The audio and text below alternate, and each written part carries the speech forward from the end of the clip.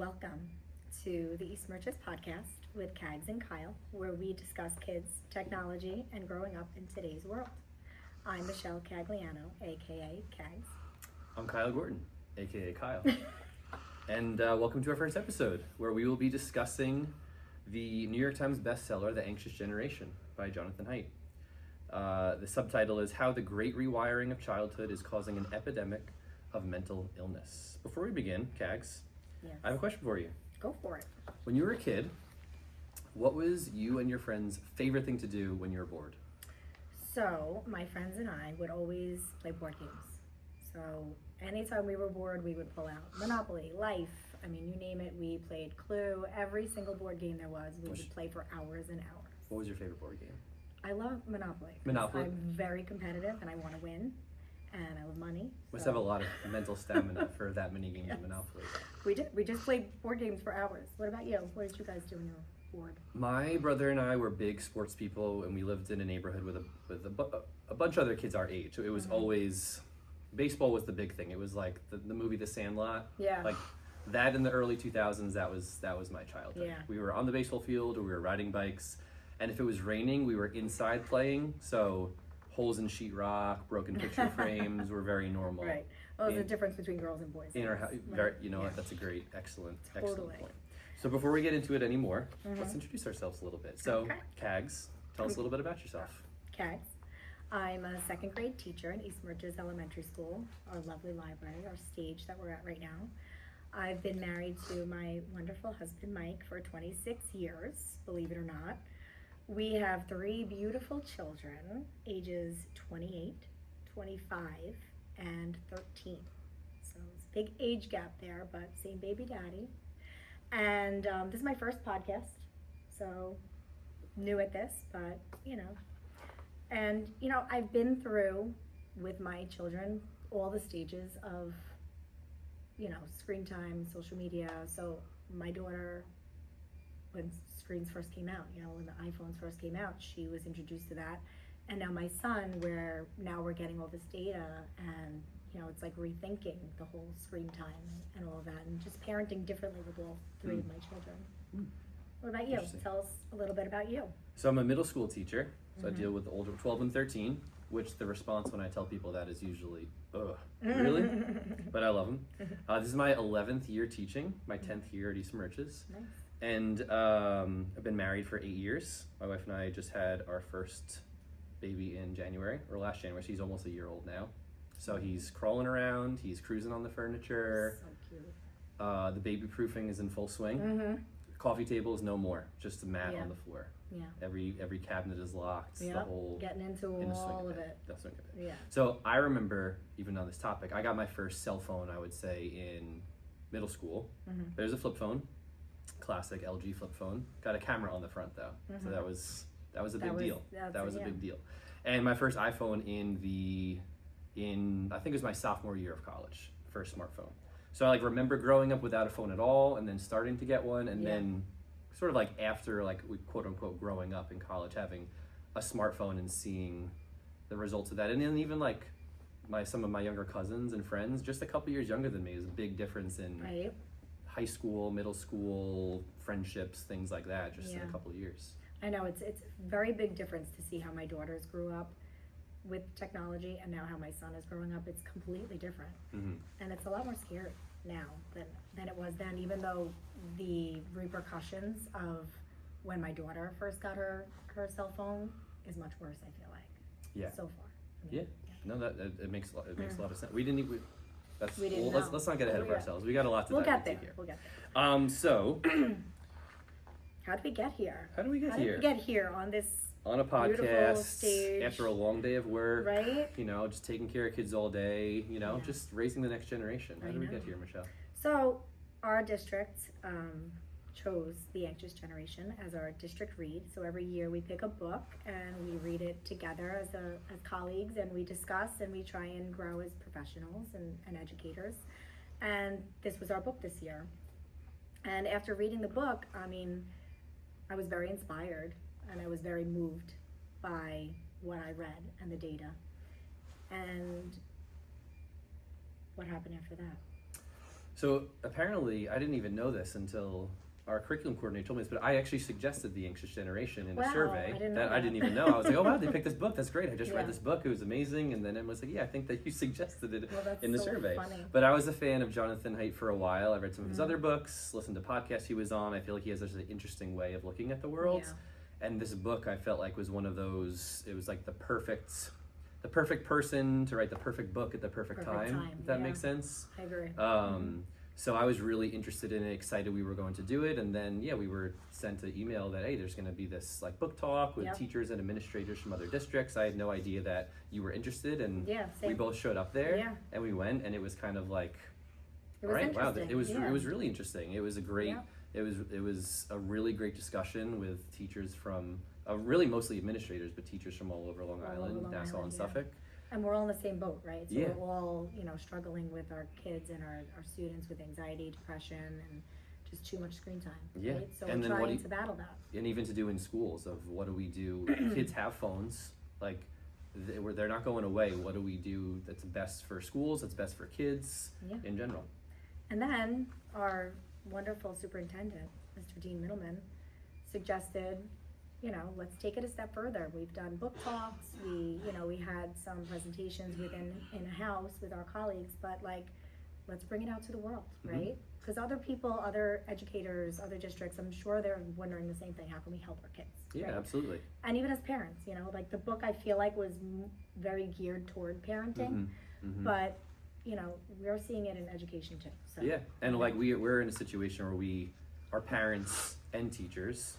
And I guess we're teaching different grades than our kids are right now. Yeah. Is that grammatical? I don't know if that makes sense. But it applies on multiple levels.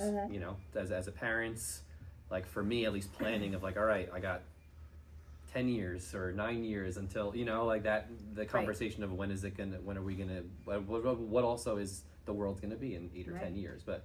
And then what can we do with the students we have in our classrooms right now? You know, and when parents reach out and say, I don't know what to do. This is the only thing they want to do is be on the phone or the tablet and just seeing the attention span of children these days. Their attention span is literally a minute 30 seconds because that's how long a reel is. Yeah. And after that they get bored and they start wandering. So how can we battle that in our classrooms and help them? Yeah, absolutely. So let's get into the book. Yeah. So in this first episode we're going to talk in general terms, what is the book about? What's kind of the central premise? So what is The Anxious Generation about, Michelle? So Jonathan Haidt is a social psychologist and professor at NYU, and he's known for digging deep into the cultural and psychological forces shaping our society. In his book, he identifies what he calls as the Great Rewiring, which is a cultural shift where childhood moved from play-based to phone-based.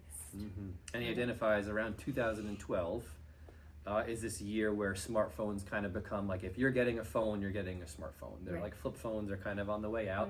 And a smartphone is different because you have access to the internet. You have all these apps that the tech companies are trying to gain your attention and gain the amount of time you spend on that app. And he said kids were spending less time outside with their friends, face to face.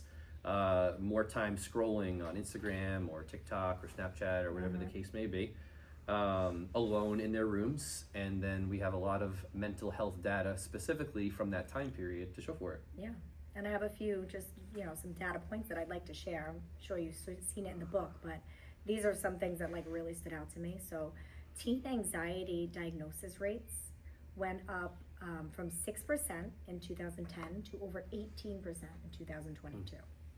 I mean, that's huge. I know, my family struggles with anxiety, and it makes me wonder. Yeah, oh, absolutely. What part, smartphones played in that.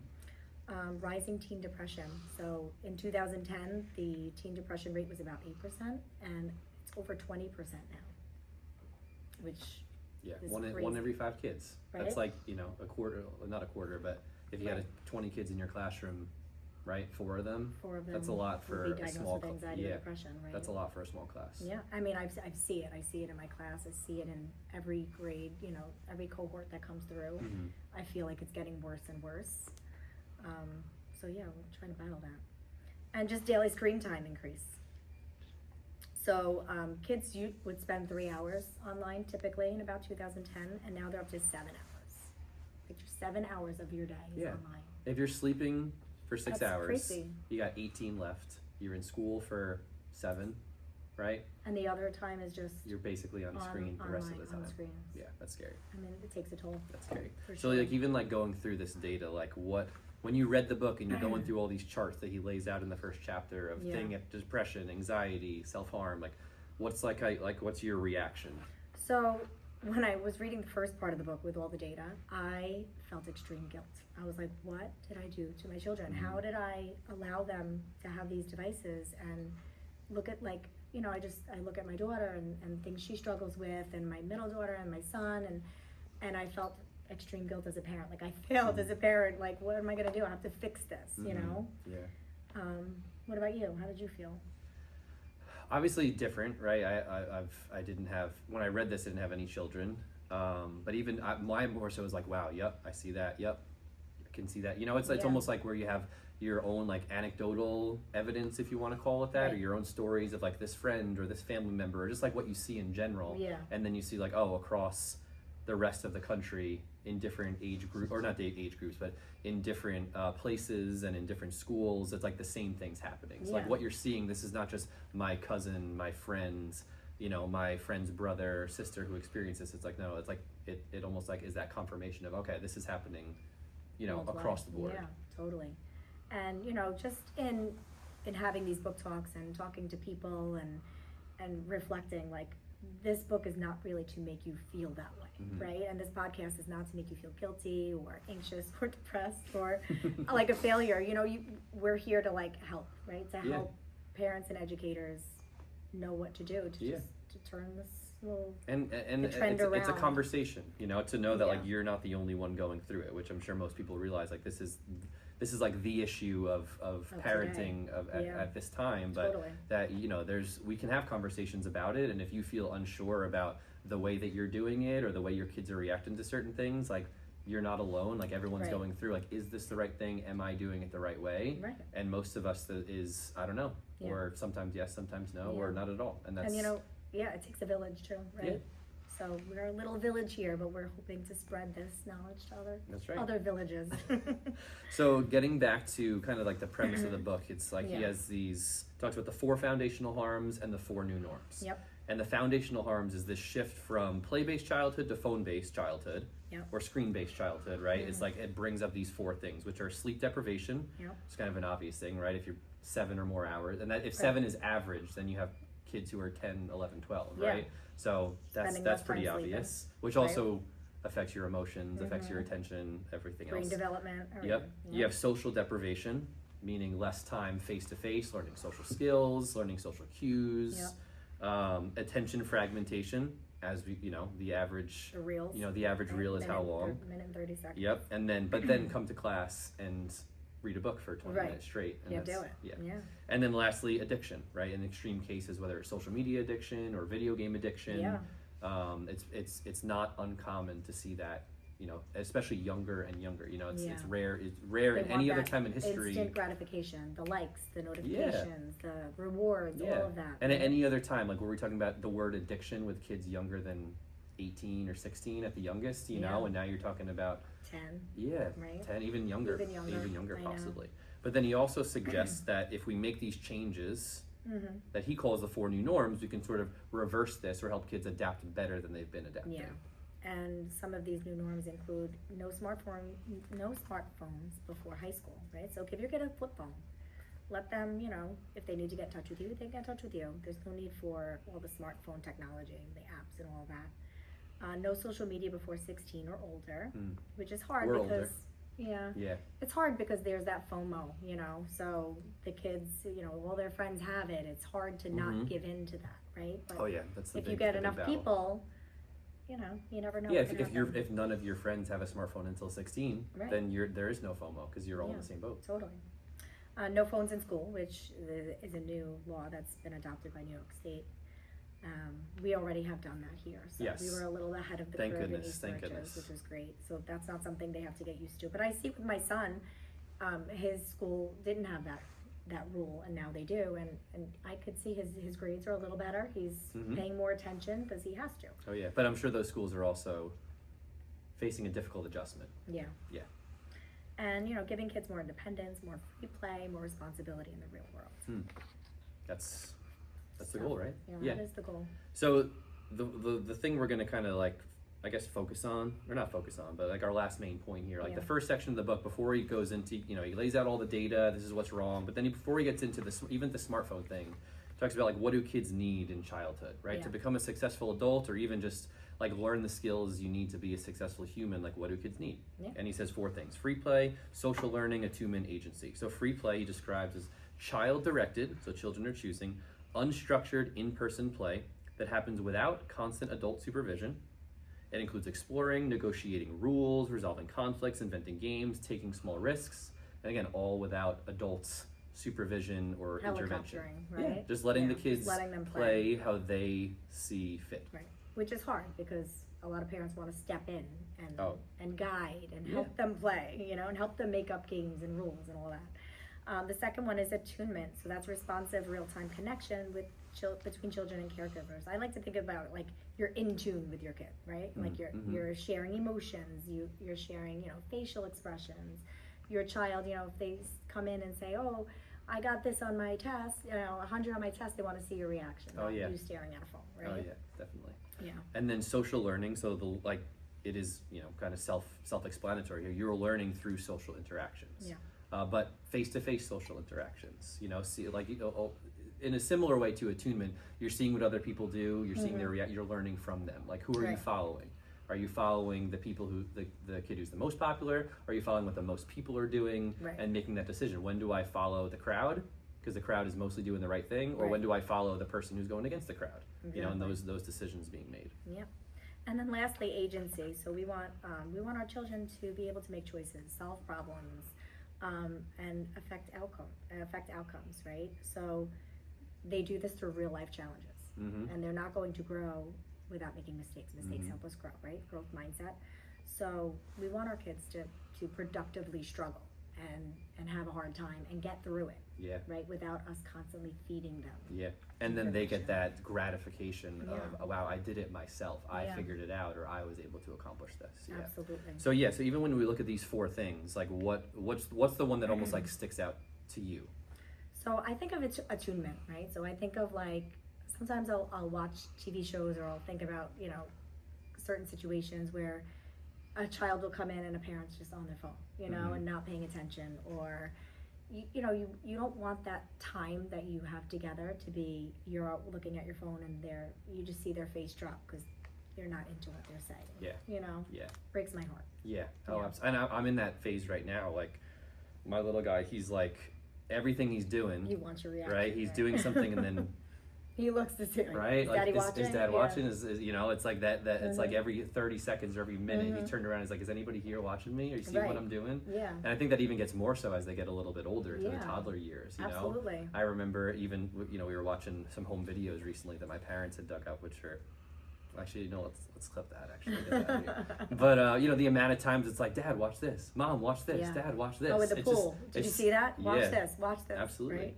Yeah, like when I look at these, I think of free play in the sense of, you know, like even thinking about it, you want to be a responsive parent, right? You want to be like involved. The same thing, attunement. You want to always be watching, but like, what's that balance of like, all right, I'm watching. They know that I care about them. They know that Mom and Dad are here and we love them, but we've got to kind of like lengthen the leash a little bit, you know, and be like, all right, if they're outside, like they can just play. I don't have to direct their play. I don't have to show them a game, like you said. You know, I think of the amount of times that my friends and I, it's like, we're playing outside. We're playing a game, right? We're playing like wiffle ball. So there are like kind of set rules. Yeah. But you know, there's like trees in the middle of the yard, or the fences here. Right. So it's like, was that fair or foul? Well, we have to argue. And at some point, somebody has to, without an adult, to say, I'm going to give up my side or else the game's going to stop. Absolutely. You know, and you have to be able to like settle disagreements. That's part of free playing is you're settling disagreements without an authority, an adult saying, this is the rule, you get this, you get this. You know, you kind of figure that out. Totally. But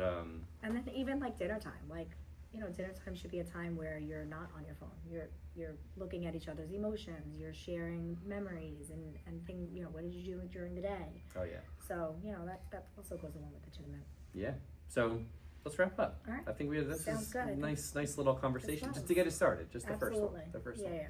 So just a quick couple key takeaways here. So, main point of the book, there's been this great rewiring of childhood from play-based to phone-based, right? Caused by the advent of the smartphone, the advent of something called safetyism in parenting, which we'll talk about next episode or the following. Which has created this rewiring. Yep. Children also, to reiterate, need 4 things to develop properly: free play, social learning, attunement, and agency. And I do have a story to share next time. So remind me. I will remind you. And the last thing is that children are gain the skills they need to be successful adults when they have a wide range of opportunities in those different areas. Right? Free playing, wide range of opportunities. Attunement, wide range, not just their parents, but their friends, their relatives. Like all those things.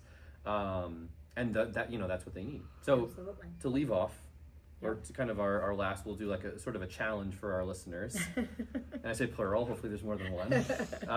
But kind of a challenge going forward. So the last new norm, right, that Jonathan Haidt suggests is to give kids more independence, more free play, and more responsibility in the real world. Yep. So what can we do realistically? And this is, again, for our audience, this is what we want you to be thinking about, talking about with your friends, reflecting on.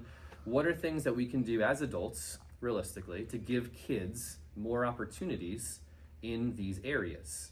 So if you're a parent in your home, if you're a teacher in your classroom, if you're an aunt or uncle when you're babysitting or watching your kids, what can we do to give kids more meaningful experiences in these areas? Yeah. And I mean, just me as a parent or an educator, I'm thinking of like my students when they come in from recess. There's always an issue, right? So they're always, so-and-so did this, so-and-so did that. So I've been trying to just step back and let them kind of talk it out, let them figure it out, let them use it. And I'm just there watching, not stepping in until I feel like it's necessary, if it is. But they're doing better, and giving them that space and time to talk and work it out will help them. Yeah. So next time, stay tuned. We will be discussing and diving deeper into the anxious generation and talking about some more topics, some heavy topics. But good topics. But good Continuing topics. the conversation. Right? Yeah. So that we can make some changes for the future. Absolutely. Yep. We did it, Michelle. We did. End of the first episode. Just want to say a quick thank you to our producer, Chris, who has been our guiding light, if you will, during this episode, manning the soundboard, the camera, giving us all of our cues. We want to say thank you to Peter Burns, who is the tech wizard. Anything that you need, actually not even tech, anything that you need, Peter will get the job done. Yes, he will get it done. And Mr. Go ahead. Mr. Middleman, our superintendent. Of course. Who really was, it was his idea. This was all his idea. So whether it's a failure or it's great, it's all his idea. And Emily Ike, who we could not have done this without. We love her so much, and she got us our tea. She got us our tea. Wouldn't have been a true podcast episode without the tea. So thank you, and thank you. Tune in again next time.